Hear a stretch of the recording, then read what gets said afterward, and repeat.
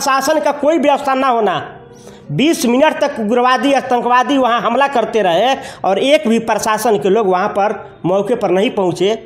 देखिए, हमारे एनडीए के शासनकाल में कोई भी सुरक्षित नहीं है, कोई भी सुरक्षित नहीं है। पुलिस प्रशासन वाले भी सुरक्षित नहीं है जो कि जनता को सुरक्षा देते हैं। आज के डेट में वो खुद सुरक्षित नहीं है। नमस्कार, मैं जितेंद्र कुमार और आप देख रहे हैं सच का सामना न्यूज़ चैनल। और रोहतास जिला सचिव भी हैं सुरेंद्र कुशवाहा, जिसे हम बात करने का प्रयास करेंगे। चूँकि हाल के समय में आतंकवादी घटना काफ़ी बढ़ गया है। क्या कहेंगे इसमें, चूँकि पीएम मोदी का कहना था कि रीढ़ तोड़ देंगे, आतंकवादी का खात्मा कर देंगे, नोटबंदी वगैरह हुआ, बहुत से तामझाम हुई, लेकिन उसका क्या असर दिख रहा है? सबसे पहले आपके चैनल को और पूरे भारतवासी को मैं नमस्कार करता हूं। नमस्कार। मैं यही कहना चाहूँगा कि जिस तरह से आतंकवादी हमला हुआ है, निर्दोष के ऊपर, बच्चों के ऊपर, महिलाओं के ऊपर जिस तरह से कायराना हमला हुआ है कि निहत्थों पर अंधाधुंध गोलियां चला करके मौत के घाट उतार देना, ये हमारे देश के लिए बहुत दुखद है। और इस स्थिति में भी हमारे माननीय प्रधानमंत्री नरेंद्र मोदी जी को आज इनके साथ पूरा देश है, सभी समुदाय के लोग हैं और इनको उचित कार्रवाई करना चाहिए था, लेकिन इन्होंने कार्रवाई अभी तक न करके कार्रवाई की तो बात छोड़ दिया जाए। अभी मधुबनी में 30 मिनट का उनका भाषण था, एक बार भी उनके जुबान से पाकिस्तान का नाम नहीं आया। यही बात मैं कहना चाहता था कि आज ये अभी भी राजनीतिक रोटी सेक रहे हैं। ये लोग माननीय प्रधानमंत्री जी के जो शासन है, इतिहास में याद रखा जाएगा कि इस तरह का कमज़ोर प्रधानमंत्री अभी हमारे देश में दूसरा नहीं हुआ था, जिस तरह के हमारे माननीय नरेंद्र मोदी जी हैं। देश पर हमला होता है, लोग मारे जाते हैं और हमारे माननीय प्रधानमंत्री जी राजनीतिक रोटी सेक रहे हैं। अपना कुर्सी के चक्कर में जाकर के बयानबाजी कर रहे हैं। इनको उचित कार्रवाई करना चाहिए देश हित में, जनता हित में। आज जितने भी लोग शहीद हुए हैं उनको बदला लेना चाहिए था देश को। आज हमारे सभी राजनीतिक पार्टियां, पूरे समुदाय के लोग, पूरे देश के लोग प्रधानमंत्री जी के साथ हैं। ये कार्रवाई करें, जनता इनके साथ है।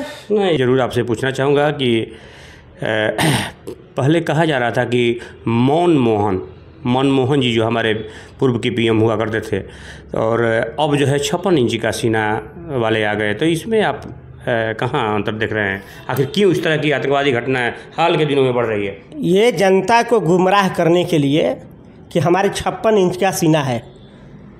नोटबंदी करवाए, उसके बाद ये लॉकडाउन हुआ था और नोटबंदी जिस तरह से करवाए थे कि आपराधिक घटनाएं, आतंकवादी घटनाएं हमारे देश में नहीं पनपेगा। आज कहाँ गया आपका नोटबंदी का? कहाँ से इतना फंड आ रहा है? कहाँ से इतना उग्रवादी पनप रहे हैं? कहाँ से इतना हमला हो रही है? इस पर सरकार को स्पष्टीकरण देना चाहिए।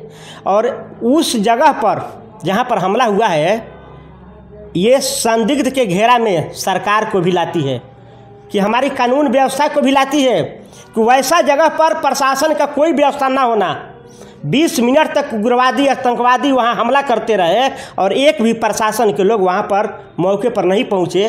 ये कितना बड़ा देश के लिए असुरक्षा की बात है।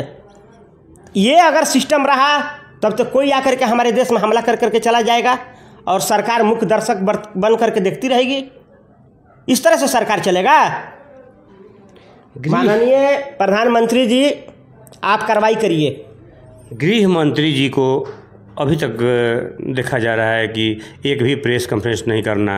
आखिर इसको माने किस तरह से लोग ले रहे हैं? आखिर इस तरह से, ऐसे तो पहले कभी नहीं होता था, कोई भी घटना हुआ उसके तुरंत ही बाद प्रेस कॉन्फ्रेंस होता था। खास करके गृह मंत्री मौन क्यों हैं? अब तो माननीय पर हम क्या इल्ज़ाम लगाएं, लेकिन कहीं न कहीं साजिश की बू तो आ रही है कि इस तरह से मौन रहना देश हित में अच्छा नहीं है। जनता आपके बारे में गलत ही सोचेगी। अच्छा आपके बारे में कभी नहीं सोचेगी। और जिस तरह का इतना बड़ा कांड हो गया और अब तक से कार्रवाई नहीं होना, ये आप लोगों को संदेह के घेरा में लाती है। ये एक चीज़ और समझ में नहीं आ रहा है जनता को, आखिर ये चुनाव के टाइम में इस तरह के घटनाएं होना, इसको आप कैसा देखते हैं? हम तो यही बोल रहे हैं कि कहीं न कहीं साजिश की बू आ रही है। इस तरह से गृह मंत्री को अभी तक चुप रहना, प्रधानमंत्री जी का अभी तक से आतंकवादियों के ऊपर या जो भी एजेंसियां करवाई है इस तरह का हमला किया गया है, अभी तक से उचित कार्रवाई न करना, उन पर हमला न करना, ये कहीं न कहीं संदेह के घेरा में सरकार को कटघरे में खड़ा करती है। आपके मात्र 2-4 किलोमीटर डिस्टेंस है, यहाँ से दूरी है, और वहीं गांव है, और वहीं पांजर के नाम से यहाँ से जब आप आगे बढ़ेंगे तो इसी